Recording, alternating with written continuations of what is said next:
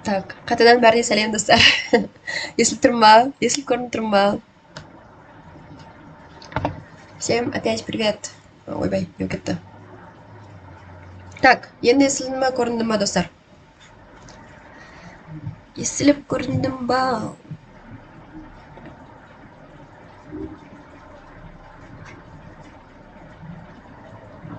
Пожалуйста, қатпашы өтініш.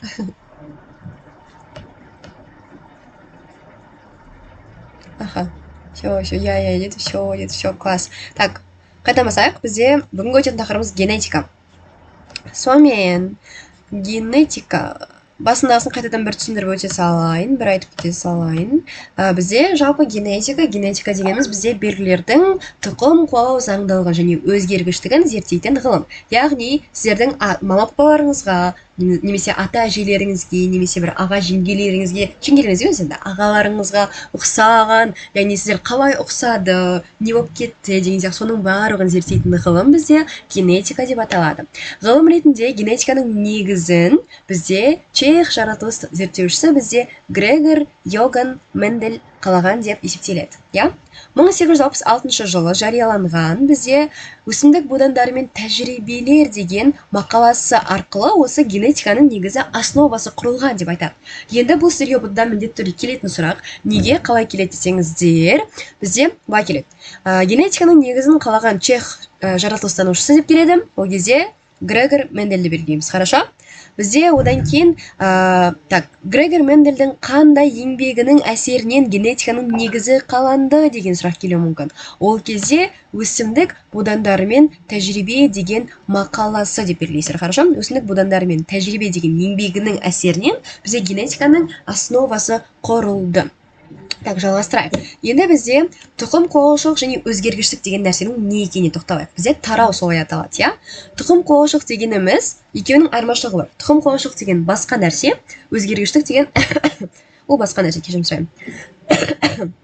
Бізде қараңыздар, тұқым қуалаушылық дегеніміз барлық организмдердің ата тегіне және ата тегіне тән белгілер мен ерекшеліктерін ұрпақтан ұрпаққа беру қасиеті. Яғни тұқымды ары қарай несеп тұр, қуалап тұр. Өзінің аты айтып тұрғандай тұқым қуалаушылық. Бізде тұқымды қуалап тұр. Яғни сіздің ата тегіңізде болған, атаңызда прадедушка дейді ғой, бізде одан кейінгі не деп айтады? Короче, аталарыңызда болған белгілеріңіздің, әжелеріңізде болған белгілердің сіздерге берілуін зерттейтін нәрсе бізде тұқым қуалаушылық деп аталады. Хорошо? Одан кейін бізде өзгергіштік деген нәрсе бар. Өзгергіштік дегеніміз барлық тірі организмдерге тән жаңа белгілердің пайда болуы. Енді тұқым қуалаушылық пен өзгергіштіктің екеуінің айырмашылығы не?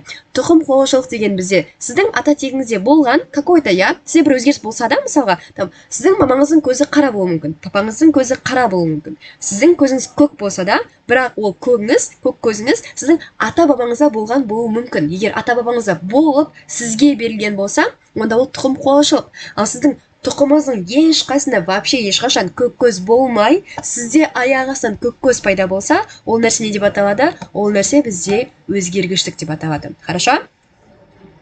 Так, мен арасында, кстати, айтуға ұмытып кеттім. Мен арасында шығып сіздерді тексеріп тұрамын. Комментарияларыңызды естіліп жатырмын ғой. Так, достар, мен телефоным, бүгін суға түсіп кетті да, сөйтіп істемей қалды. Сол үшін байына комментария кіріп отыра алмаймын. Сол үшін арасында өйстіп шығып комментарияларыңызды оқып отырамын.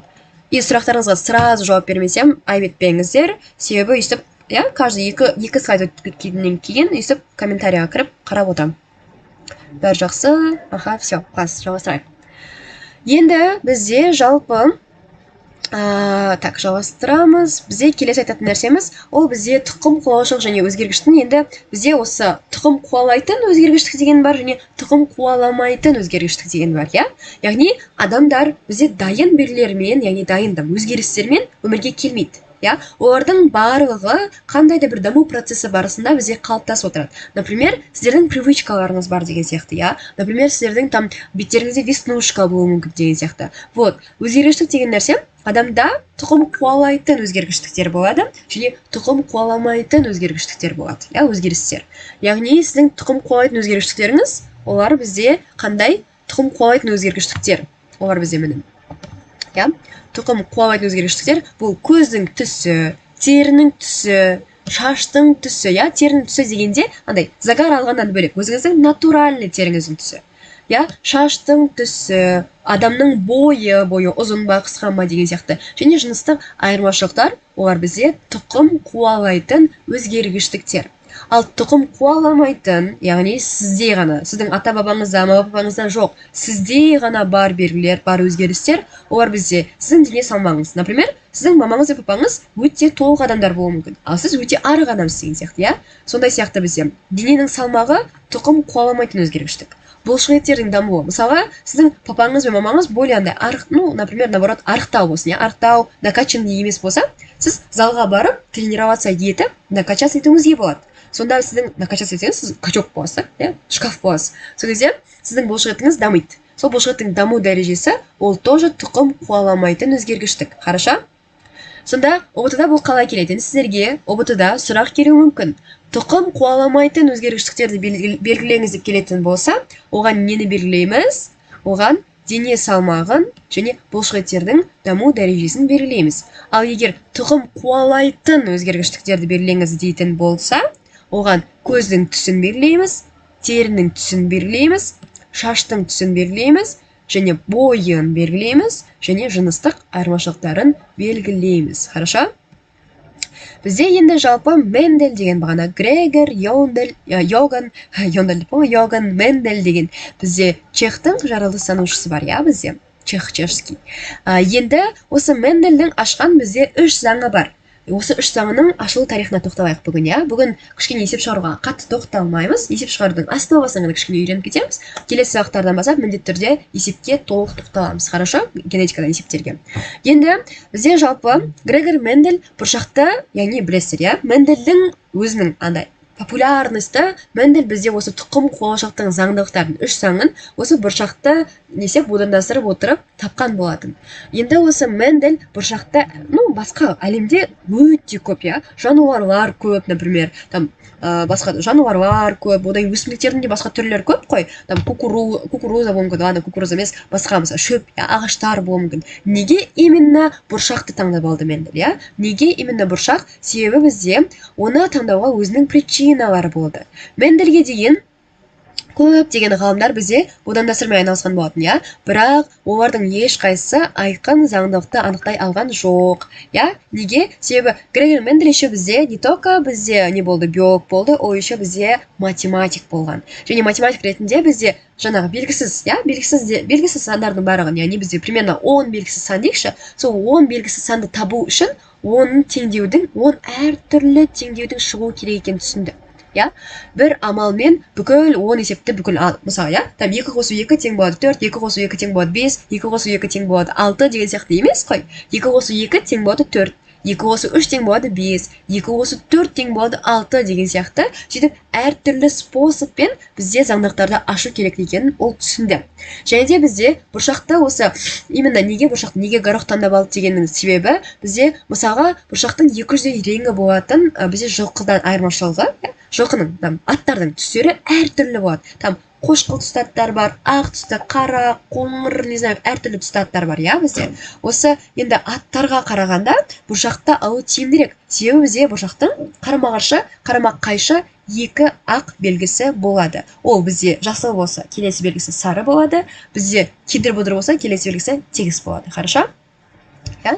Так, бір шығып қарап қойын, есе отқандарымызды. Тик-тик-тик-тик. Бір рет апай конспектіне үлгеріп отырмын дейді. Тема Манзура.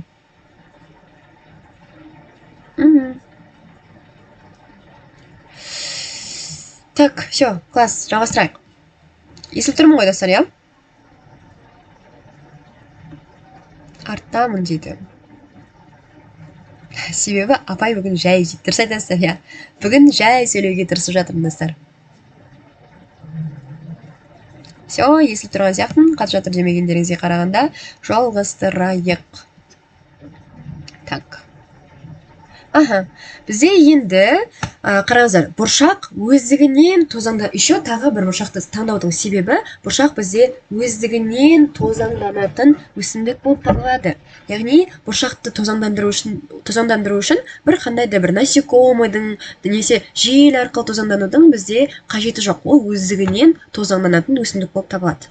Және де бұл, яғни бұршақ бізде бітеу гүлі. Бітеу гүл деген қандай? Яғни сыртында тұратын гүлі, иә?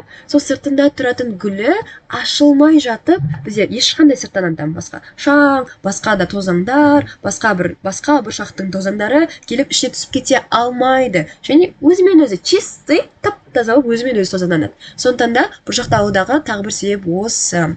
Және бізде сары бұршақтан өскен бұршақта арғы тегі жасылдың болуы мүмкін емес, себебі өсімдік арғы тегімен істеу үшін оған бізде мысалға адамның көбеюіне, адамда неге арғы тегіндегі белгілер болады? Потому что адамның тозаңдануы үшін қандай да бір фактор бар керек, иә бізде? Яғни аталығы мен аналығы біз екеуі қосылып, я кезіндегі генетикалық ата бабадағы болған бізде генетика ақпараттарды қосып барып, бізде не пайда болады?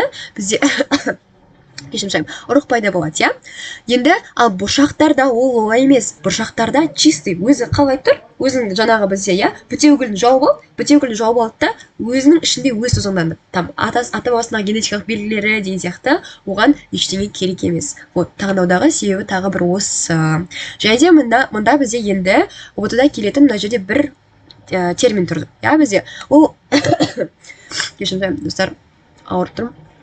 Қараңыздар, бізде не деген, иә? Бізде қараңыздар, жасыл бұршақтан өскен бұршақ бізде сәйкесінше сары түсті болмайды. Бізде сары бұршақтан өскен бұршақ сәйкесінше жасыл болмайды, иә? Сондықтан да Грегор Мендель бізде ата-ананың өсімдігін, яғни жаңағы тозаңданған дайын өсімдікті бізде таза сорт тармақ деп атады. Бұл ұбт-да қалай келеді? Бұл ұбт-да бізде келеді сіздерге Грегор Мендель бұршақтың жаңағы не бар ғой, бұршақтың бастапқы өсімдігін не деп атады деген сұрақ бар бізде. Сол кезде бізде не деп атады деп айтамыз? Таза сорт тармақ деп атады деп айтамыз, иә бізде. Хорошо? Так, және де егер ағза өздігінен ұрықтанбаса, көптеген ұрпақ бұрын оның арғы тегі қандай болғанын бізде сенімді түрде айта алмайды. Бізде енді қараңыздар, мына жерде бұршақтың зерттеу нысаны ретінде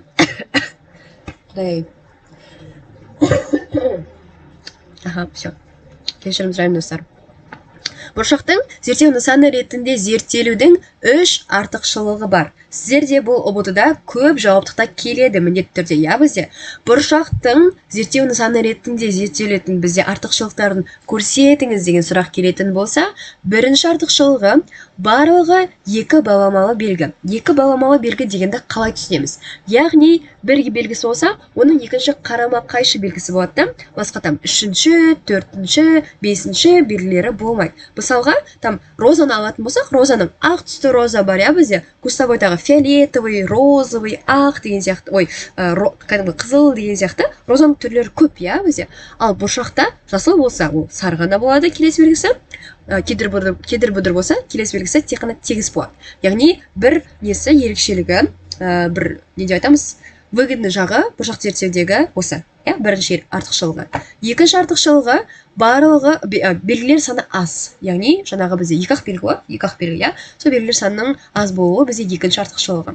Үшінші артықшылығы өздігінен тозаңданады. Яғни сырттан келіп, ата-бабасы келіп тозаңдандырмайды. Ата-бабасының белгісі керек емес. Яғни өзімен өзі көбейе алады, өзімен өзі тозаңдана алады. Сары түсті бұршақта жасыл түсті ген және керісінше болмайды. Бұл бізде артықшылығы, үшінші артықшылығы. Және бізде келесі айтатын нәрсеміз, ол бізде бір келген Грегор Мендельдің енді заңдылықтарына тоқтап кетейік. Оған дейін бір тексеріп алайық. Генетика қайсының кітабында дейді? Генетика Бибінұр бүкіл сыныпта бар. 7-де бар, 8-де бар, 9, 10, 11 бүкілінде бар. Мына жерде біз бүгін недегі 9 пен 10-дағы 9 сыныптағы программаны өтіп жатырмыз. Рахмет, Манзура, рахмет. Рахмет, Арай. Қиын тақырып дейді. Жоқ, негізі генетика вообще қиын емес. Мен сіздерге точно айтайын. Генетика мүлдем қиын емес. Окей, жалғастырайық. Так, вроде бы қатып жатқан жоқпын. Кеттік онда ары қарай. Бізде енді Мендельдің заңдары. Мендельдің заңдары қалай ашылды дейтін болсақ, Грегор Мендель бізде ата-анасы ретінде бағана айттық, я? Ата-анасын не деп атады бізде? Таза сорттармақ деп атады, я? Яғни сырттан ешқандай побочный эффект керек емес. Өздерімен өздері ішінде чистый, тап-таза болып бізде сортталатын болғандықтан таза сорттармақ деп атады ата-анасын. Яғни бір жұп белгісі, яғни тұқымы сары белгіні алып будандастырды, тұқымы сары бұршақты алып будандастырды. Қандай бұршақпен? Жасыл түсті, я бізде жасыл түсті бұршақпен, сары бұршақпен жасыл бұршақты екеуін алып неседі қосты, будандастырды, я бізде. Одан кейін оларды бізде айқас тозаңдандырды. Айқас тозаңдандырды деген қалай? Яғни бізде жаңағы сары түсті бұршақтың гүлінің тозаңын жасыл түсті гүлдің тозаңына әкеліп қойды да, жасыл түсті гүлдің тозаңын әкеліп сары түсті гүлдің тозаңына әкеліп қойды. Хорошо? Екеуін айқас тозаңдарын. Айқас, яғни былай айтқан кезде, я, крессинговер сияқты тозаңдандырды. Хорошо? Бізде енді сары түсті бұршақ өсімдігін қараңыздар, бізде эксперименттер өте прям тщательно жасалған. Себебі қазіргі күннің өзінде бұл эксперименттер бізде әлемнің чудаларының қатарында жатады, я бізде. Кейбір тәжірибелерде бізде қосымша сақтандыру үшін Мендель бізде аналықты кішкентай қағаз қақпақшалармен жауып қойды. Яғни, чтобы аналық пен аталық екеуі екі гүл шатас кетпеу үшін, потому что бұршақтың гүлдері, аналық мен аталықтары бір-бірімен почти айырмашылығы жоқ, я? Аналық гүлдің кәдімгідей айырмашылығы болып тұру үшін кішкентай қағазды бетіне жауып қойған болатын. Енді қараңыздар, бізде мына жерде ұбт-да келетін мынандай бізде скобкада беріліп тұрған нәрсе бар. Ол бізде алынған ұрпақты бірінші ұрпақ буданы деп атады. Яғни сары бағанағы бұршақпен, я бізде жасыл бұршақты будандастырғанда шыққан бірінші ұрпақты бізде бірінші ұрпақ буданы деп атады. Және сары және жасыл өсімдік ұрпақтарын қайта тозаңдану нәтижесі бойынша бірінші ұрпақ будандары сары тұқымды болды дейді, я? Қараңыздар, бізде енді бұған қазір тоқталамыз міне. Міне қарасаңыздар, Грегор Мендельдің бізде бірінші заңы, яғни қараңыздар, мына бізде доминант болып тұрған бізде сары бұршақ. Я, сары бұршақты алды, одан кейін бізде рецессивті болып тұрған жасыл бұршақпен не істеді? Хоп, екеуін қосты. Мысалға, мынау бізде сары бұршақ болса, екінші жасыл бұршақ екеуін не істеді? Будандастырды, екеуін қосты, я? Екеуін будандастырып қосқан кезінде бізде не пайда болды? Осының әсерінен бізде 4 гаметаға ажырап, бізде бүкіл бірдей болып шықты. Қарасақ, я, бізде үлкен А, кіші А, я, ұрпақтар. Үлкен А, кіші А, үлкен А, кіші А, үлкен А, кіші А, я? Қазір гамета, анау-мынау дегенде шатасын есебіңіздер, қорқпаңыздар. Қазір айтам, гамета деген не бүкілін, я? Қазіргі білулеріңіз керек нәрсе, міне сары, міне жасыл. Екеуін будандастырған кезде бірдей сары түсті. Міне сары түсті, бізде не шықты? Белгілер шықты. Яғни, қараңыздар, бізде осылай бізде бүкіл ұрпақтар сары тұқымды болғандықтан, бірінші ұрпақ буданының заңын бізде біркелкілік заңы. Яғни, бүкілі ровны бірдей. Яғни, сары мен жасылды біріктірсек те, барлығы сап-сары болып шықты, я? Ешқандай айырмашылық жоқ. Сондықтан да Грегор Мендельдің бірінші заңы бізде біркелкілік, одинаковый заң деп аталады. Хорошо? Одинаковый, біркелкілік заңы. Одан кейін бізде Грегор Мендель қайтыс болғаннан кейін бізде бұл, қазір айтамыз ғой, Мендельдің бірінші заңы деп айтамыз, я? Грегор Мендель байғұс тірі кезінде, тірі күнінде осы өзінің атына заңның аталғанын көре алмай кетті, я? Бізде көре алмай кетті. Неге? Себебі қайтыс болғаннан кейін барып қана Мендельдің бірінші заңы деп аталды. Оған дейін ол бізде тек қана біркелкілік заңы деп аталған болатын. Хорошо? Бізде немесе басқаша басымдылық заңы деп келеді. Сіздерге ұбт-да осы Грегор Мендельдің бірінші заңының 3 атауы бойынша келеді. Ол біріншісі біркелкілік заңы, екіншісі бізде Мендельдің бірінші заңы, үшінші аты бізде басымдылық заңы деп аталады. Хорошо? Егер сары және жасыл бұршақтар бар өсімдіктерді будандастырған кезде барлық ұрпақтары сары түсті тұқымды болса, демек ол жасыл түстен басым екенін не істейді? көрсетеді. Получается, қараңыз, сарыны қосса, жасылды қосса, бүкіл ұрпақтар 4 ұрпақ шықты. 4 ұрпақтың барлығы сары түсті болды. Получается, сары түс не деген сөз? Сары түс жасылға. Сен орныңда отыр, мен шығам деп шықты, я? Яғни 4 бірдей, біз шығамыз, кеттік деп.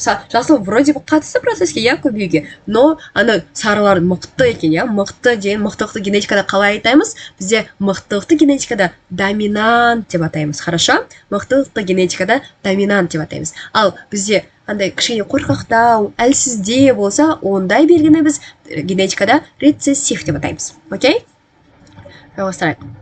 Так, бір қарап қояйын, не істеп жатқандарыңызды. Апай сонда бәрі біркелкі сары ма дейді. Бірінші ұрпақта бәрі біркелкі сары. Скрин болған жоқ, скрин соңында Балнұр.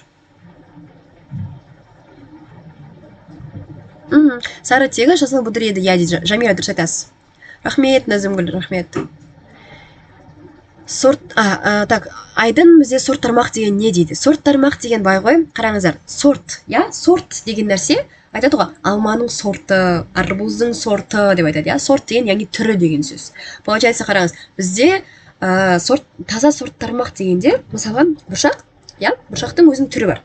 Мысалы, мен түрім бар деген, сіздің түріңіз бар деген сияқты, я? Сол түр бізде сорт деп аталады. Яғни, бұршақ өзінің түрін таза, таза ұстайды екен да, ешқандай бізде шаңды түсірмей, жабылып алып, я, бізде ешкім келмес, маған ешкім керек емес деп сөйтмесе екен. Сөйткен кезде бізде не дейді? Бізде сөйтіп тап-таза өсетін болғандықтан, оны Мендель бізде бұршақтың ата-анасын, яғни бастапқыда ең бірінші ұрпақты түзетін ата-ана бұршақты таза сорт тармақ деп атады.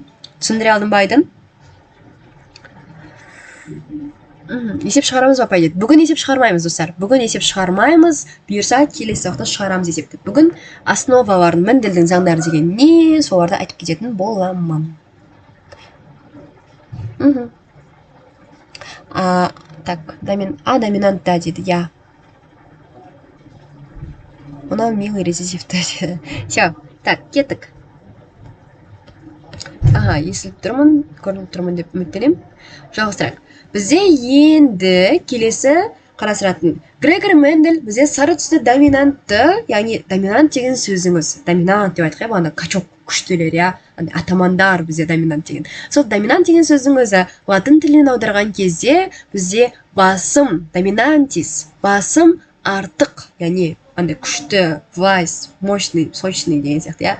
Басым артық деп атап, оны А үлкен, латынның үлкен бас әрпімен белгіледі.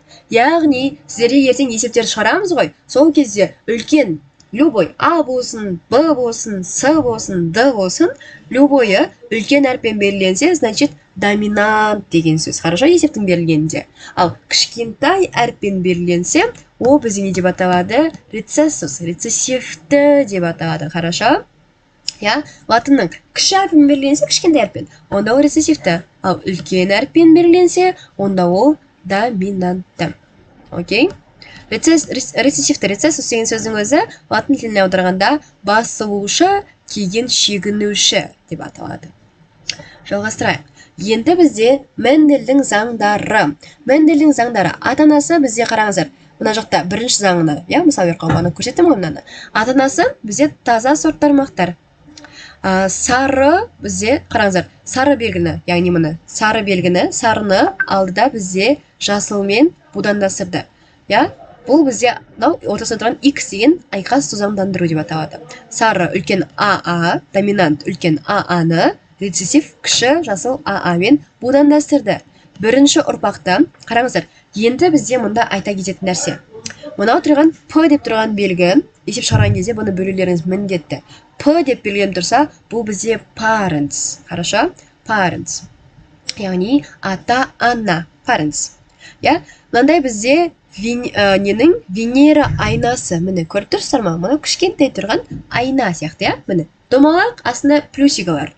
Домалақ астында плюсигалар Венера айнасы аналық белгі. Хорошо? Бізде ортасы тұрған X, ол бізде будандастыру деп аталады. Будандастыру белгісі X. Бізде Марс несі садағы, Марс садағы мұнау тұрған, я? Домалақ, кружочек и стрелка. Бұл бізде аталықтың белгісі. parents дегеніміз сонда бізде ата-ана, яғни ата-анасы кім? Сары бұршақ пен бізде жасыл бұршақ. Мынау бізде аналық белгі, мынау бізде аталық белгі деп айттық, я, хорошо. Одан кейін бізде мынау G деп тұрған, ағылшынша G деп тұрған әріп, бізде гамета бар, хорошо? Я, гамета бар. Бізде қараңыздар, мынау гаметаға ажыраған кезде енді ерекшелігі, мында біз жазбасақ болмай сияқты, канваға жазылмай тұр. Қазір мүмкіндік болса жазамын, я, достар. Қараңыздар, бізде гаметаларға ажыраған кезде, мына бізде 4 әріп тұр, я? 4 әріп жеке 4 бірдей гаметаға ажырайды. Мына үлкен А өзі бір бөлек гамета, мынау екінші үлкен А бөлек гамета. Мынау кіші А үстінде тұрған бөлек гамета, мынау кіші А бөлек гамета. Гамета дегеніміз ол бізде белгілердің, яғни жалғыз орналасатын белгілер. Мынау екі белгі, екеуі бірігіп тұр, я? Екеуі бірігіп бізде нені түсіп тұр? Бізде parents ата-ана белгісін түсіп тұр. Бізде, ал олар ажыраған кезінде не істейді? Олар бізде гамета деп аталады. Хорошо? Я, 4 гаметаға ажырады. Енді мына жерде, мынау бізде аналық белгілері мына жерде, мына жерде тұра береді, без разницы, главное, шыққан ұрпақтар бірдей болса, шыққан ұрпақтар дұрыс шықса болды, я? Енді қараңыздар, мынау бізде аналығының белгісі бізде көлденеңінен, я? Бізде аталығының белгісі вертикально, көлден деп қой, бізде тігінен, аталығының белгісі көлденеңінен орналасқан. Енді мынау аналығының бірінші белгісі мен аталықтың бірінші белгісін екеуін несеміз көбейтеміз, я? Аналықтың бірінші белгісі үлкен А, аталықтың бірінші белгісі ол кіші А. Аналықтың бірінші белгісі мен аталықтың екінші белгісін көбейтеміз. Аналықтың бірінші белгісі, аталықтың екінші белгісі тоже. Аналықтың бірінші белгісі үлкен А, доминантты А, аталықтың екінші белгісі тоже кіші А. Сонда А. Екеуі бірдей шықты, я? Аналықтың екінші белгісі, аталықтың бірінші белгісі үлкен А. Аналықтың екінші белгісі, аталықтың екінші белгісі тоже үлкен. Сонда төртеуі бірдей бізде, төртеуі бірдей ұрпақты түзгеннен кейін 100% сары, яғни не үшін сары деп айттық? Неге сары, я? Вроде бы үлкен А, кіші А тұр, неге жасыл деп айтпаймыз? Неге там сары мен жасыл салатовый цветі деп айтпаймыз? Потому что үлкен А, яғни сары белгі, бұл бізде доминант. Доминант белгі үнемі рецессивтіні жоқ қып тастайды. Сен отыр ана жақта деп жіберіп тастайды, я, бізде. Егер бір әріп, я, бізде бір әріп, үлкен әріп тұрып, жанында даже екі кішкентай әріп тұрса да, доминантты белгі, яғни сыртында көрінетін фенотипі, сыртқы белгісі, ол по-любому бізге сары болып келеді. Но ертең бізде қазір Мендельдің екінші заңына тоқталған кезде, мынау А рецессивті белгі. Мен отыра алмаймын, шығам деп өзі шығады. Соны көрсетемін, я, қазір. Бізде бірінші, яғни Мендельдің бірінші заңына байланысты, бізде ол не деп аталады? Бірінші заң, ол бізде біркелкілік заңы. Төрт ұрпақта бірдей болып шықты, сол үшін біркелкілік заңы деп аталады. Түсіндіре алдым ма, достар? Бір қарап қояйын, не істеп жатқандарыңызды. Хоппа.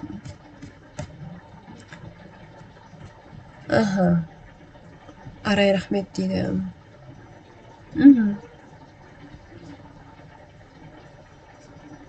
Харди-Вайнберг заңына ұқсас па дейді. Харди-Вайнберг заңы осы Мендельдің заңдарынан шыққан. Түсін тапай дейді. Аха, сё, F1, аха. Сё, класс. Есіліп тұрған сияқтын. Кеттік, жалғастырайық.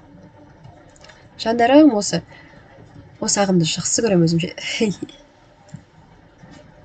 Сё, кеттік. Бізде Мендельдің екінші заңы. Мендельдің екінші заңы бізде кейін Мендель тәжірибелердің бірінші заңы анықталды. Сё, нормально, оңай екен, я, бізде оңай түсініп алдық, вроде бы.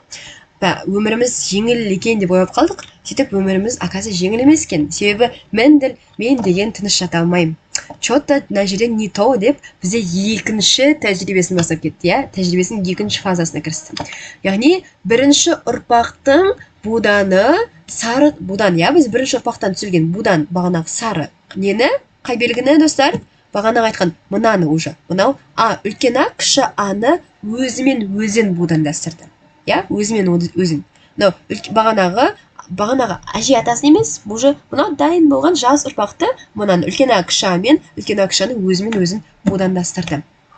екінші белгісінде. Және бізде Грегор Мендел бірінші ұрпақ будандарының ұрпағы екінші ұрпақ будандарын бізде алды. Екінші ұрпақ будандарында тек бір ата-ана бірінші ұрпақтың сары будан бұршағы болды. Одан өздігінен тозаңданатын өсімдік бізде не істеді? Өсімдікті шығарды. Бірақ бізде бірінші ұрпақтың осы сары буданның арғы тегінің бірі бізде не болды? Жасыл болып шықты. Фокус, я бізде. Бағана бері вроде біркелкі рецессивті, я орында отыр, чмочник болып, я бізде. Енді рецессивтім. Жоқ, мен шетте отыра алмаймын, мен бәрібір шығам деп, бізде бірінші ұрпақта шықпасам да, екінші ұрпақта шығамын деп шығып кетті. Міне. Я бізде Мендельдің екінші заңы. Яғни, мынау бағанағы бірінші ұрпақта түзілген үлкен А, кіші Аны біркелкі болып түзілген, я? Соны алып өз-өзімен будандастырды. Өз-өзімен.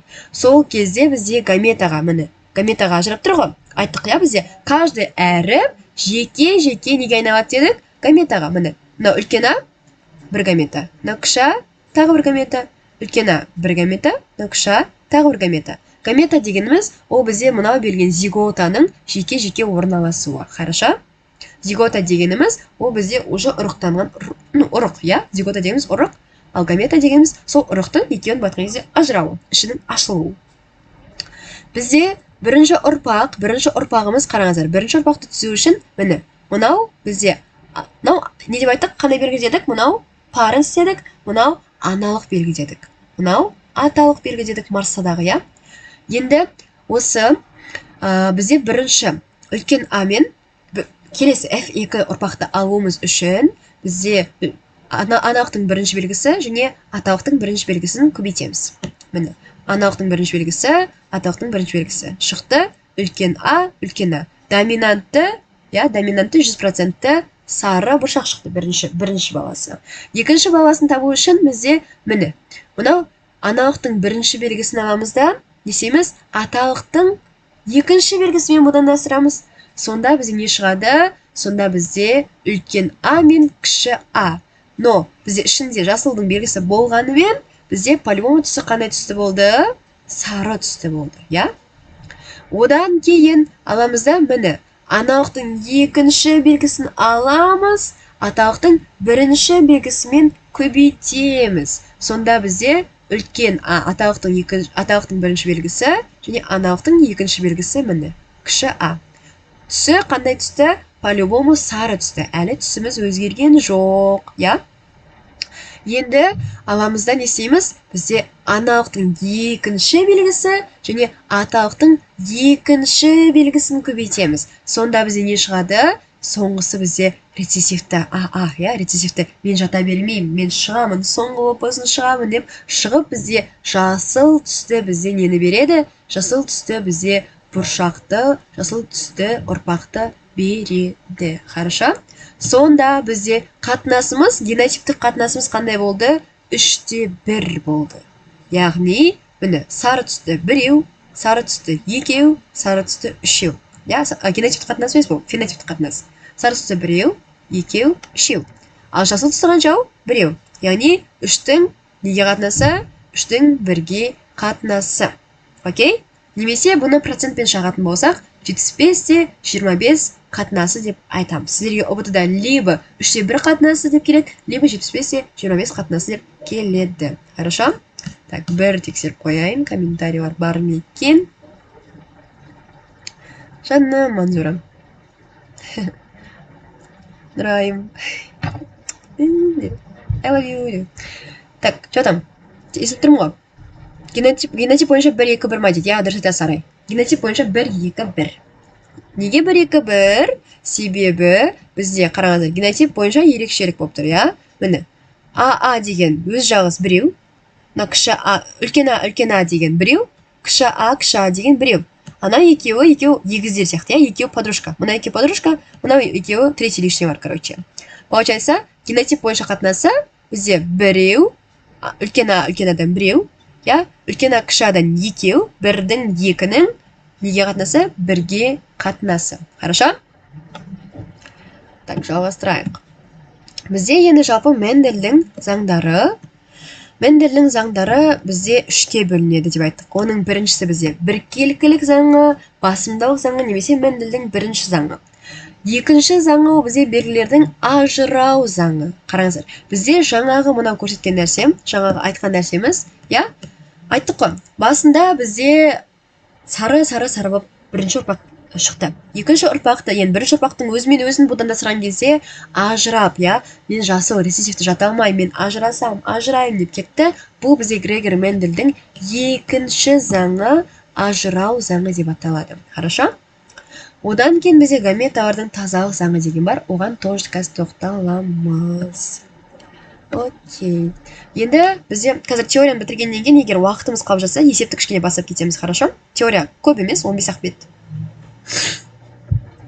Так, енді бізде Мендельдің үшінші заңы. Мендельдің үшінші заңы бізде гаметалардың тазалық заңы. Немесе бізде будан сары түсті болғаны маңызды емес екенін бізде көрсетеді, иә, бізде.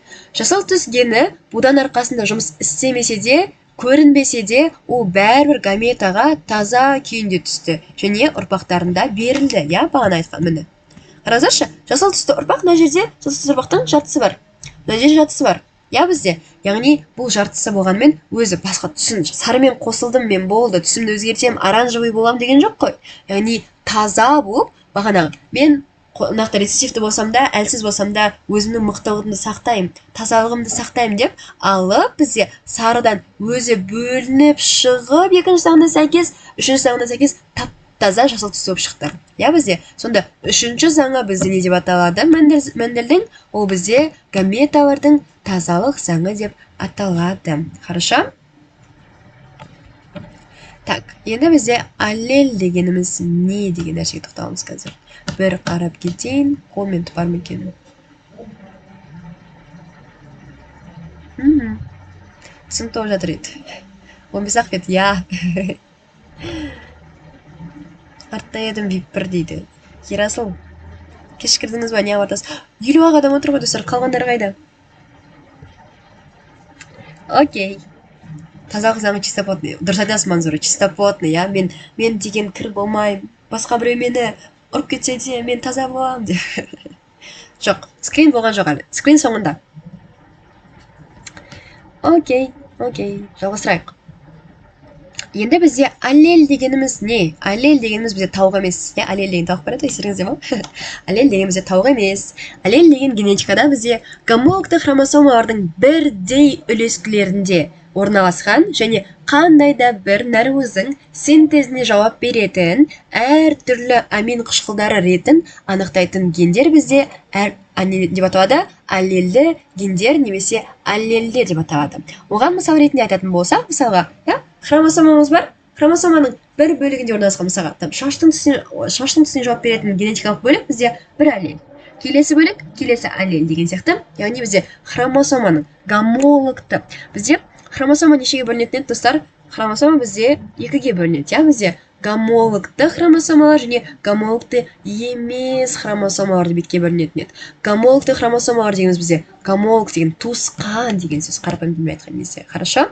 Туысқан. Гомолог деген, мысалға, сіз менің туысқаным болсаңыз, онда сіз менің гомологымсыз. Екеуміз туысқан деген бір-біріне ұқсайды ғой, түрлері, бір жерлері, манералары бір-біріне ұқсайды, бізде. Сол сияқты екеуміз бір-бірімізге ұқсасақ, скорее всего, біз гомологпыз, яғни бір-біріне ұқсайтын хромосомалардың бірдей жерлерінде, яғни мына жеріне орналасса, келесінде мына жеріне орналасады деген сияқты, бірдей үлескілерінде орналасқан және қандай да бір нәруыздың синтезіне жауап беретін, яғни бір нәруызды түзетін, синтез деген ол түзу. Түзуіне жауап беретін әртүрлі амин қышқылдардың ретін анықтайтын ген бізде аллельді ген немесе аллель деп аталады. Сонда хромосоманың бойындағы бөлік бізде аллель деп аталады. Қарапайым тілмен айтқан кезде. Демек, тұқымның сары түсінің гені бұршақ тұқымының жасыл түсінің геніне не болып табылады? Аллель болып табылады, Яғни, қарапайым тілмен айтатын болсақ, мысалға, түс, екі хромосома, мына жерінде жасыл түсті аллель орналасқан, Одан кейін жасыл түсті белгі орналасқан, мына жерінде келесі хромосоманың мына жерінде также тура екеуінің бірдей жерінде жасыл түсті ген орналасқан. Екеуі бірге екеуі бір-біріне не болады? Аллель болады. Хорошо? Бізде будандастырудың өзінің екі түрі бар. бізде моногибридті будандастыру және дигибридті будандастыру, иә? Және еще бізде полигибридті будандастыру деген үшінші түрі бар. Ол бізде сәл күрделірек, но тоже өте оңай. Хорошо? Бізде енді моно деген сөз осы латын тіліне аударғанда білесіздер, иә? Ол не деген сөз? Бізде моно деген бір деген сөз. Моно. Моногибридті будандастыру деген басқаша бізде шағылыстыру деп аталады. Тек бір белгі зерттелетін үдеріс. Например, бізде бағана, иә, мынау айтып жатқанымыздың барлығы мынау, иә, міне тұрған, иә, мынау бізде бір-ақ белгінің несі. Бір-ақ белгі дегенде сары бір белгі, жасыл бір белгі емес па демеңіздер, иә? Белгі дегеніміз ол бізде түсі. Қандай түс болса да, иә? Қандай түс болса да түсі. Мысалға мына жерде зерттеліп жатыр, түсі. Бір-ақ белгі ғой, иә? Мына жерде түсі және пішіні берілмеген. Түсі және немесе там ұзындығы берілмеген, иә? Бізде тек қана түсін анықтайтын болса, иә? Мына екеуін қанша рет будандастырсақ та, тек қана түсін анықтап алатын болсақ, ол бізде моногибридті будандастыру деп аталады. Ал дигибридті будандастыру дегеніміз, ол бізде екі белгісі бойынша будандастыру. Например, жасыл кедір-бұдыр. Я, бізде сары тегіс деген сияқты белгілер екі белгісі берілсе, онда ол бізде дигибридті будандастыру. Ал егер үш белгісі берілсе, яғни жасыл кедір-бұдыр екінші белгі, үшінші белгі ұзын десе еще, я, жасыл бұршақ. Я, түсі жасыл, пішіні кедір-бұдыр екінші белгі, үшінші белгі бойы ұзын өсін десе, яғни үш белгісі бар ғой. Үш белгісі бойынша бізде будандастыру тригибридті будандастыру деп аталады. Ал егер өте көп белгілер бойынша болса, я, там түсі, фигурасы бүкілін досконально зерттеп, бүкілін айтып бермаған десе, онда ол полигибридті будандастыру деп аталады. Түсіндіре алдым ма, достар?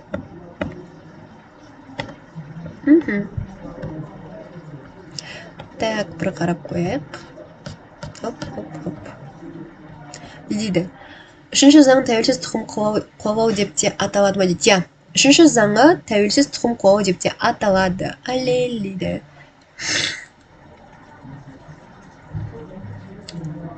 Поли деген 9 или 12 ұрпақ шыққанда ма дейді. Поли деген бізде 16 ұрпақ шыққан кезінде болу мүмкін, 64 ұрпақ шыққан кезінде болу мүмкін, 128 ұрпақ шыққан кезінде болу мүмкін.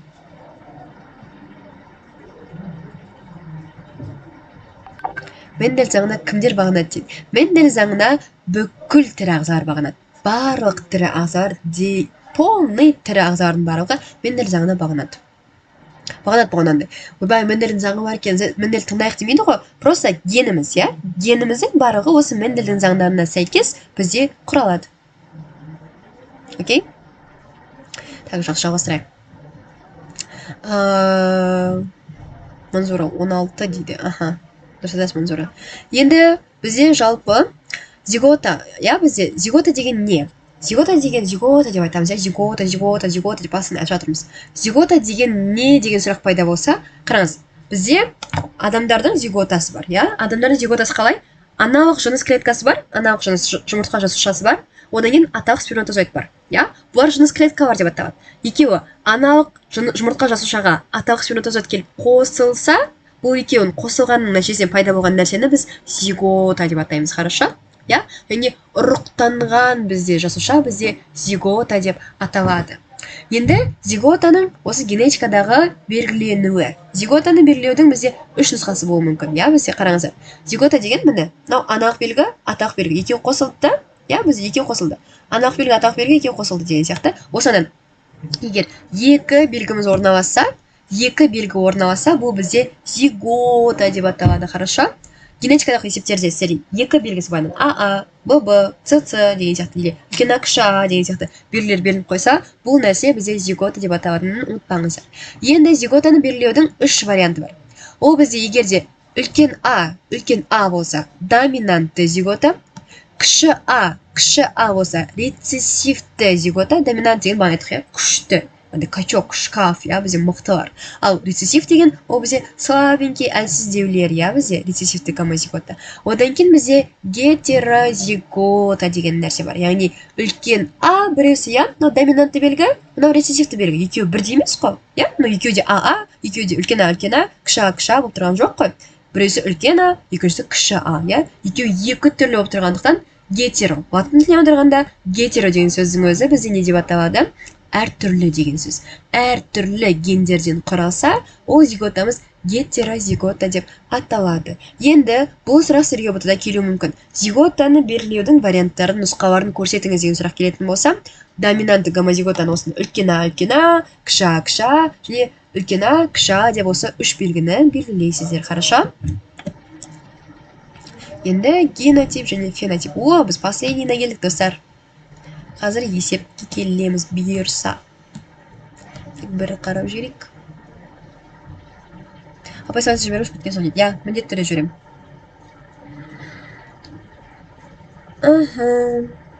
Так, тема. Есіп тұрмын. Есіп тұрмын деп өзіме айтып алып. Қараңыздар, енді бізде жалпы генотип... Так, Мендельдің заңдары түсінікті ғой, достар? Мендельдің заңдарын жаттап алдық қой. Енді Мендельдің бірінші заңы не деп айттық? Ол бізде біркелкілік заңы. Екінші заңы ол бізде не деп айттық? Ол бізде, не деп айттық, достар? Комментарияға жазып кетейік. Біркелкілік заңы дедік. Одан кейін бізде Адан басталады. Ажырау заңы, дұрыс айтасыздар. Үшінші заңы қандай, достар? Үшінші заңы чистоплотный, дұрыс айтасыз, Манзура. Үшінші заңы гаметаның тазалық заңы, дұрыс айтасыздар. Назымгүл, жібек, хорошо, молодцы, все, класс. Кеттік, ары қарай жалғастырайық. Енді бізде генотип, фенотип деп постоянно айтып жүрді, бізде генотиптік белгісі бойынша, фенотиптік белгісі бойынша деп постоянно айтып жүрді. Сол бізде енді генотип дегеніміз не?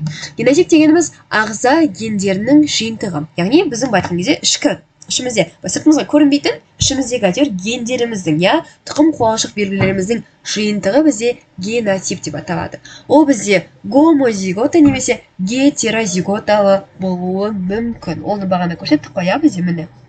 Гомозигота дедік, немесе гетерозигота дедік. Мұнау бізде үлкен А, кіші А дегеніміз, бұл бізде не? Қандай белгі? Бұл бізде генетикалық, генотиптік белгі. Хорошо? Одан кейін бізде фенотиптік белгілер бар. Фенотиптік, қараңыздаршы, генотип деген бізде геніміздің белгілері, ішкі белгілеріміз, геніміз қайда болады? Ішімізде болады, Ал фенотип деген фен қайда болады? Фен қайда болады? Фен ішімізде жеп қойымыз ба фенді? Фенді жемейміз, Фен деп жаттап алыңыздар. Фенотип сыртымызда болады. Сыртымызда шашымыз кеп тұрамыз, фенмен. Сыртымызда болады. Яғни фенотип дегеніміз бізде сыртқы белгілер. Бұл генетикалық белгілердің сырттай көрініс беруі. Фенотип бізде генотиптің көрінетін бейнесі. Сіздерге ұбытыдай сұрақ келуі мүмкін. Фенотип дегеніміз не деген кезде варианттарына генотиптің көрінетін белгісі деген бейнесі деген вариантты беріп қояды. Сол кезде бір балдан айырып қалып жүрмеңіздер. Хорошо? Бізде генотип бізде үлкен А, кіші А болса, фенотип бізде бұл кезде екеуінде де сары болады. Ал егер бізде генотип кіші А болса, онда фенотипі жасыл болады деген сияқты. Яғни сыртынан біз көре алатын белгілер фенотип, көре алмайтын белгілер генотип деп аталады. Түсінікті ме, достар? Түсінікті, не түсінікті?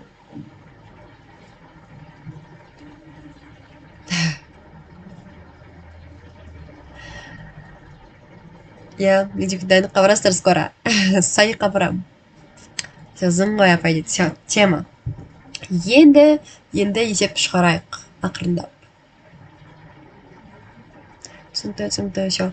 Классно. Так, мен енді немді ашып алайын. Так, мына жақтан мен ашсайшы. Презентацияны ашып салайық. Хоп.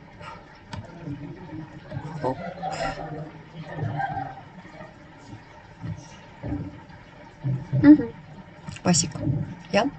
Создать слайд тикта.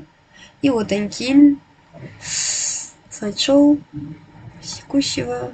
И мына сурет салсақ. Кеттік. Бізде енді бірінші заң бойынша. Былай. Бірінші заң бойынша. Менде немесе тұрма. Все, кеттік. Опа.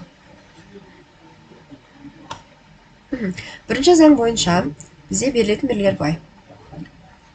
Үлкен А, және бұдан бұдан сұрамыз кіші А мен. Енді мына жерде толықтай түсіндіретін болсам, мынау бізде parents. мынау бізде аналығы. Ой. Нет, так. Давайте-ка среднее.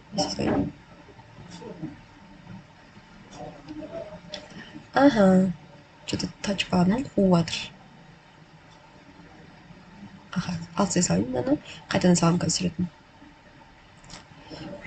Перо. Қараңыздар. Бізде, я? Ой, мынаған не болды?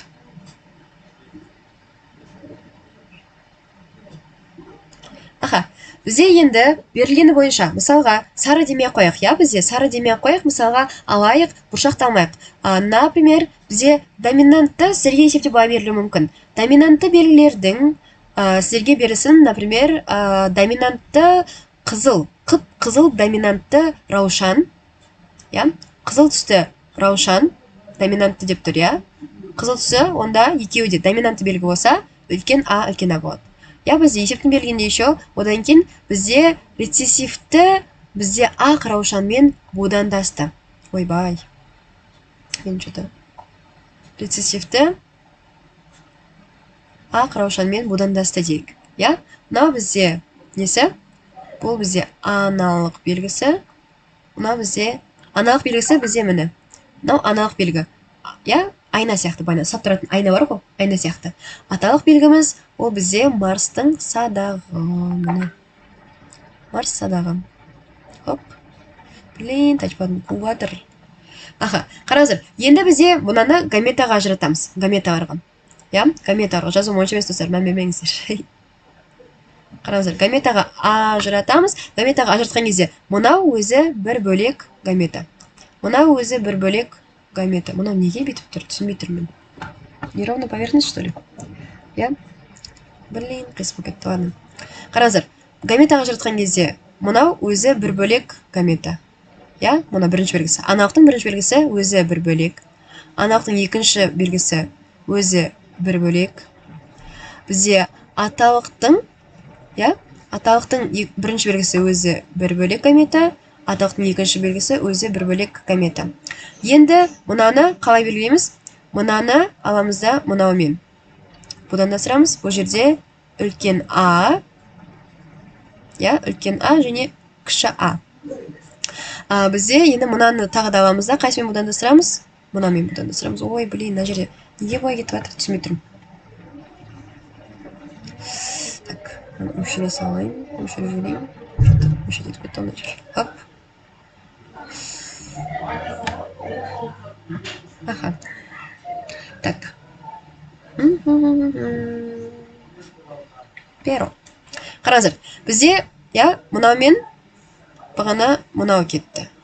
Енді мынаумен келетті, мынау кетеді. Блин, қайтадан. Хорошо. Сосын мынаумен мынау кеткен кезде, мына бірінші белгімен, аналықтың бірінші белгісімен аталықтың екінші белгісі будандасқан кезде тоже не пайда болады. Тоже бізде үлкен А доминантты және кіші А пайда болады. Мне кажется, неровная поверхность из-за этого. Ага. Одан кейін бізде аналықтың екінші белгісімен аталықтың бірінші белгісі, одан бізде тоже үлкен А мен кіші А түзіледі.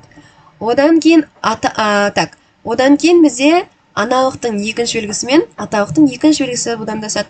Ол кезде бізде не пайда болады? Тағы да бізде үлкен А мен кіші А. Блин, тачпадым. Так. Мына жерде что-то шығып десекші. Сохранить. Оп, оп, оп. Аха, 100% гендердің бір келкілге. Соға білгенді сене жатыр ручкам. Аха. Кеттік. Норм, я? Так, мынау бізде енді бізде бір белгісі бойынша. Давайте для прикола деп айтамыз. Бір белгісі бойынша будандастыру түсінікті ма достар бәріңізге? Хоррор жатыр, я дұрыс достар жинават. Бір белгісі бойынша моногибридті будандастыру түсінікті ма? Аха, онда давайте дигибридті будандастыруға мысал жасайық, я? Дигибридті будандастыруға. Аха, я, дейді, все, класс. Дигибридті будандастыруға оны мысал жазамыз. Хоп, кеттік.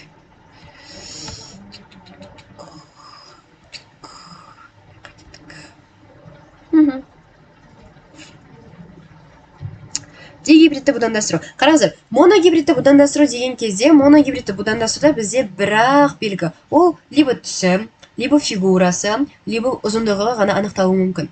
Ал егер бізде дегибридті будандастыру болса, онда ол бізде екі белгі бойынша. Например, бізде есептің берілгенде былай берілсін. Есептің берілгенде былай берілсін, ол бізде аналығы, так, қалай есеп ойлап табуайын. Былай берсін. Мысалға бізде жасыл, қарапайым бұршақпен ала берейікші, бізде жасыл бұршақ есептің берілгені. Есептің берілгені бізде жасыл бұршақ. Ойбай. Жасыл бұршақ берілсін, я? Және бізде жасыл бұршақ бізде еще екінші белгісі, ол бізде кедір бұдыр болсын. КБ. Жасыл бұршақ кедір бұдыр. Мынау бірінші белгісі, мынау екінші белгісі. Одан кейін бізде келесі ол бізде сары бұршақ текст болсын. Осы ненің мысалымен шығарып көрейік. Қараңыздар, бізде бірінші белгі, мынау түстері, ол жасыл бұршақтың түсі, мынау бізде қандай белгімен белгіленсін, жасыл бұршақ мынау рецессивті болсын. Мынау рецессивті. Кіші А. Ойбай. Мынау үлкен А. Мынау бізде кедір бұдырығы екінші белгісі, ол бізде кедір бұдыр бізде тоже, давайте кедір бұдыр тоже рецессивті бола берсін, ладно. Бізде Б деп белгілейік. Б. Оп. Б, ойбай. Құдай, тачпадым, не істеп жатыр? Тегіс. Мынау бізде үлкен Б болсын. Тачпадым сынған сияқты ма менің? Қараңыздар, енді бізде сары тегіс бұршақ. Сары тегіс қалай белгілейміз? Үлкен А, бірақ сіздерге былай берсін. Бағана айттық қой, гомозиготалы және гетерозиготалы дедік. Бізде гомозиготалы деген бірдей, екі белгісі, мысалға түсінің белгісі, екеуі де бірдей. Ал енді бізде былай берсін. Сары бұршақ гетерозиготалы, жасыл бұршақ тоже гетерозиготалы, жасыл бұршақ гетер емес, сары бұршақ гетерозиготалы, және бізде тегістігі тоже гетерозиготалы болсын. Онда бізде гетерозиготалы деген қалай белгілейміз? Бізде үлкен А, кіші А, үлкен Б, және кіші Б деп белгілейміз. Міне, мынау сары түсті тегіс, бірақ несі бар? Кедір бұдырдың белгілері бар. Себебі гетерозиготалы, сары бізде кедір бұдыр, сары тегіс, оны будандастырамыз, мынау бізде аналық белгі. Одан кейін будандастырамыз бізде жасыл гомозиготалы. Жасыл гомозиготалы рецессивті. Яғни кіші А, және рецессивті бізде кедір бұдыр белгісі. И кіші Б. Даже қарайсам нормально жазатыр. Қараңыздар, енді бізде жалпы бізде енді келесі не істейміз? Келесі бізде мына parents, яғни ата-аналарын белгілеп алдық. Келесі нәрсе істейтініміз, ол бізде гаметаға ажыратамыз. Гаметаға ажыратқан кезінде мынау белгілердің барлығы әр қайсы бөлек жаңа айттық. Бізде екі белгі болса, мына екеуі бөлек-бөлек. Төрт белгі болса, төртеуі бөлек-бөлек кетеді. Енді гаметаларымыз бізде қанша гамета түзіледі? Бізде бір гамета, үлкен А, мынау үлкен А. Одан кейін мынау кіші А. Одан кейін бізде үлкен Б, үшінші гамета. Кіші Б, мынау. Мынау енді аналық гаметалар. Енді аталық гаметалар белгілейік. Аталық гаметалар деген мынау. Мынау аталық белгі. Аталық гаметалар бізде кіші А, бірінші гамета, екінші гамета кіші А, үшінші гамета кіші Б, төртінші гамета тоже кіші Б. Бұл бізде қандай гаметалар? Бұл бізде аталық гаметалар. Окей?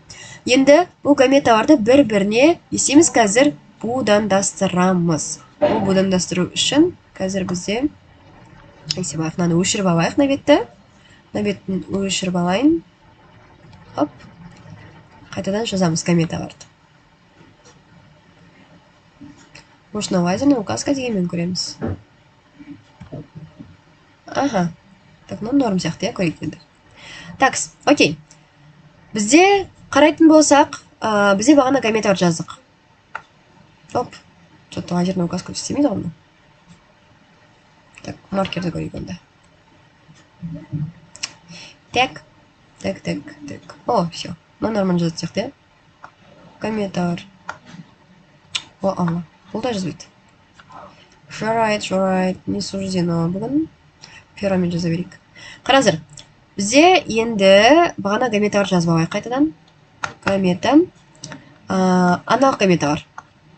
Ол бізде не дедік? Үлкен А, кіші А, үлкен Б, кіші Б. Аталық кометалар кіші А, кіші Б, кіші Б дедік. Енді бұларды көбейту үшін, міне, аналық белгілерді былайдан ұзыннан жазып алайын. Аналық белгілерді ұзыннан жазып алам. Я? Ұзыннан жазамыз. Міне, үлкен А, келесі белгі кіші А, үлкен Б, кіші Б. Аталық белгілерді мына жағынан жазамыз. Міне, аталық белгілерді мынау аналықтан басап мына жерге жазамын. Кіші А, кіші Б, кіші Б. Мына жерге аталық деп қойып белгілерді. Хоп. Енді мына жерде не деп аталатын бізде пеннет деп аталатын адамның шығарған торын сызамыз. Мынау үлкен А мен кіші А екеуін көбейтеміз, я? Мына жерде тұрғанмен екеуінің қиылысатын жерін екеуін көбейтіп жібереміз бір-біріне. Сонда бізде шығады үлкен А, кіші А, я? Арасы что-то кішкентай болып қалды менде. Мынау, я, келесі белгі. Мынау кішкентай. Аналықтың екінші белгісі мен аталықтың бірінші белгісін көбейтеміз. Кіші А, я? Одан кейін, ойбай, басалым кетті онақты. Қазір бір минут, басалып жергенше, бұны ойлап отырмын, мағаны бер. Так, хоп.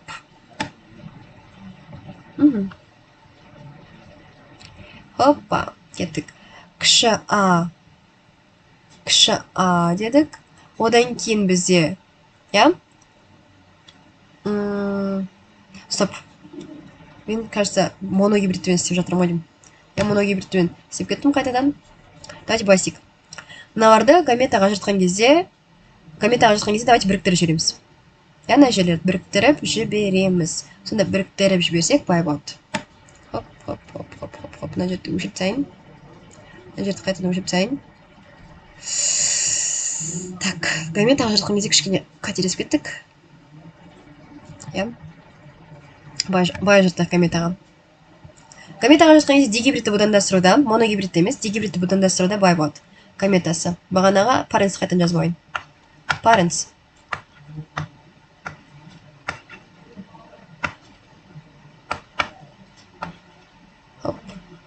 Екі белгісі бойынша деп айтып жатырмыз, я? Дигибридті будандастырған кезінде бізде мынау екі белгілері бірігіп кометаға ажырайды. Сонда бізде қараңыздар. Бізде бірінші комета, ол бізде мынау үлкен А мен үлкен Б болады. Бірінші комета. Мынау мен мынаны өзара будандастырамыз. Хорошо? Кометаға ажырату үшін мынау бірінші аналық белгіні өзара, аталық белгіні өзара будандастырамыз. Сонда кометаларымыз шығады. Бізде қараңыздар. Мынау Аны, мынау Б-мен будандастырамыз. Сонда бірінші комета ол үлкен А мен үлкен Б шығады. Екіншісі ол бізде үлкен А мен кіші Б шығады. Үлкен А, кіші Б. Одан кейін мына екеуін будандастырамыз, я? Ол бізде үлкен Б, кіші А. Одан кейін мына екеуін ол бізде А және Б шығады. Келесі бұл бізде аналық кометалар. Келесі аталық кометаларды қарастырған кезде, міне, аталық кометаларды бізде ықшамдап алсақ болады, но бүгін ықшамдамай қойық, сіздерге чтобы понятно было. Мынау А мен мынау Б-ны будандастырамыз. Сонда бізде кіші А, кіші Б. Мынау А мен мұны екінші Б-ны будандастырамыз. Сонда кіші А мен кіші Б шығады. Одан кейін мынау екінші атақтың екінші белгісі мен атақтың бірінші белгісін будандастырамыз. Сонда бізде кіші А мен кіші Б шығады. мынау кіші соңғы, я атақтың екінші белгісі мен атақтың екінші белгісін будандастырамыз. Сонда кіші А мен кіші Б шығады. Хорошо? Енді бізде мыналарды, мынау төртеу болып кетті. Төртеуін бір-біріне көбейтіп смысл жоқ. Я? Смысл жоқ. Сол үшін де мыналарды екі есеге кішірейтіп алсақ болады ма? Сонда бізде мыналарды А, Б, мына екеуін алып тастаймыз да, мыналарды қысқартып ықшамдап аламыз. Хорошо? Ықшамдап аламыз. Мынаны өшіріп салайық. Я, мына екеуін ғана қалдырамыз. Сосын бізде істейтін нәрсеміз енді мынау. Бізде аламыз, саламыз тоғырымызды. Аналық белгілерін үстіне қарай көлденеңінен жазамыз. А, Б, үлкен Б, үлкен А, кіші Б. Я, мынаны Б, так, А, и А, Б. Хорошо, кіші А мен кіші Б. Енді мынау жаққа қарай біз аталықтың екі кометасын саламыз. Негізі 4 комета, я? Негізі мына 4 комета болып неседі, 4 комета түзілді, но біз, чтобы кіші А мен кіші Б-ны қайталай бермеу үшін екі штукқа, екі есеге бізде қысқартып алдық. Сонда бізде аламыз кіші А, кіші Б, кіші А, так, кіші Б, и мына жаққа енді P-ні түрін саламыз. P-ні түрі уже более не болады? Более қысқарақ, более 16 штук емес, бізде 8 штук шығады.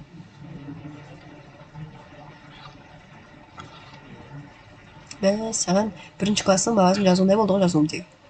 Еп кеттім. Хорошо. Аха, қараңыздар. Енді бізде мына жақта бірінші ұрпақтан не шығады? Бірінші ұрпақтан сары түсті гетерозиготалы тегіс бұршақ шығады. Екінші баласы тоже сары түсті гетерозиготалы, бірақ кедір бұдыр бала шығады. Келесі бізде жасыл түсті, себебі кіші А мен кіші А-ны, я? Мынау мен мынаны, я? Бүкіл бұдасын қараңыздар, қиылысқан жерінде, міне, мынау мен мына екеуінің, мына мен мына екеуінің қиылысқан жерлерінде будандастырып жатырмыз. Қараңыздар, бізде кіші А мен кіші А, үлкен Б мен кіші Б шығады, я? Бұл бізде жасыл түсті, бірақ тегіс ұрпақ. Хорошо? Тегіс ұрпақ шықты. Енді сызбайын ары қарай. Аха, бізде мынау екеуін, мынау А мен мынау А-ны, ой, ё-моё, қатып жатыр ғой. Мынау А мен мынау А-ны будандастырамыз. Яғни екеуін будандастырамыз, сол кезде кіші А мен кіші А, яғни жасыл түсті бізде не шығады? Жасыл түсті кедір бұдыр бала шығады. Келесі также бізде, я, үлкен А мен кіші А, үлкен Б мен кіші Б. Сары түсті тегіс бала. Бұршақ, я, бізде. Сары түсті также үлкен А тұр, потому что доминанты белгі сары түс, я. Сары түс доминанты белгі. Үлкен А мен кіші А, кіші Б мен кіші Б шықты. Хорошо?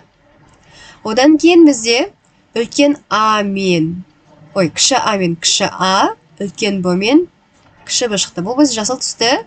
Қандай? Жасыл түсті тегіс. Одан кейін кіші А мен кіші А, кіші Б мен кіші Б, ол бізде жасыл түсті кедір бұдыр ұрпақ. Сонда бізде ұрпақтары почти бірдей, но бізде айтқан кезде 8 түрлі ұрпақ шықты. Хорошо? Түсінікті ма? Так, мен өзіме сөйлеп жатқан сияқтымын, мына жақта қатып жатқан жоқпын, случайно. Так, ойбай, погода болып кетті. Текс. Так, достар, нормально түсініп жатсыздар ма? Мен вообще түсініксіз, андай, каша-мала шығып айтып жатқан жоқпын ба? Түсінікті дейді. Аха, айдын дым түсінбедіңіз дейді. Я, мынау ручка, білмеймін, капец тупойский. Келесі жол басқасына алам. Түсінікті дейді. Все, класс. Аха. Бұл моногибридті мен дигибридті самый оңайы, по идее, білесіздер ма? Самый оңайы и андай самый кайфовый шығарған. Я чуть ручка жөндерсе бәрі дұрыс дейді. Все, класс. Аха. Қатып жатқан жоқпын, шүкір Алла. Негізі кешке қарай жақсырақ екен, я? Как я заметила. Все, класс, оны жалғастырайық. Енді бізде мынандай нәрсеге тоқталайық. Бізде жалпы келесі неге тапсырма бүгіндікке в принципе қатты миыңызды загружать етпейін. Келесі нәрсеге тапсырма. Бүгін неге телеграмға генетикадан есептер салам. Хорошо? Генетикадан 5 есеп салам. Сол генетикадан салған 5 есепті келесі келесі эфирға дейін шығарып келсеңізде, я 4 түрлі сонда, я дұрыс айтасыз. 4 түрлі 2-2-2 шығады. Несі, генотипі. Телеграмға 5 есеп салам, сол 5 есепті келесі эфирға дейін шығарып, бірінші бұл бізде комментқа қалдырған адамға, я 50%, дұрыс айтасыз. 50-50, Манзура. Бірінші комментқа сол ответтарын, 5 есептің ответтарын салған адамға давайте бір какой-то приз ойлап табайық. Я? Давайте мен сол бірінші жазған адамға Каспина 1000 теңге жіберем. Апай, сіз топқа қосылдыңыз ба дейді. Я телеграмға ма? Телеграмға қосылды. Мұғаліммен чат дегенге.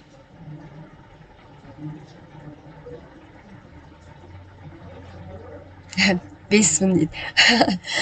Жоқ. Пока что 5 мың емес, я? 5 есепке 5 мың деген это жирно. Давайте 5 есепке 1000 теңге.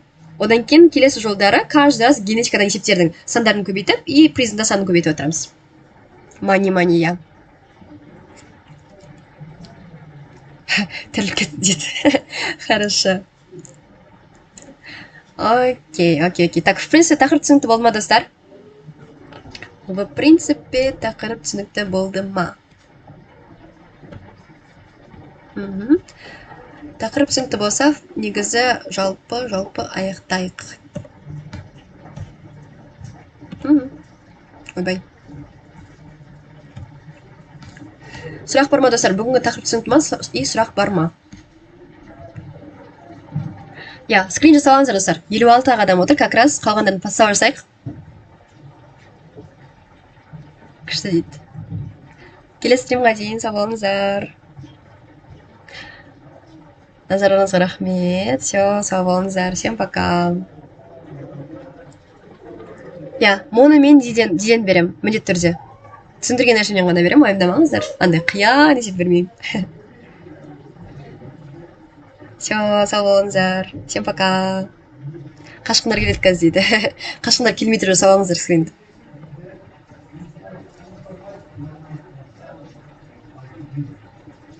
Всем пока. Скрин жасап үлгергендер үлгерді, үлгермегендер үлгермеді. Сау болыңыздар. Всех люблю. Всем пока. Все, стримді аяқтайық.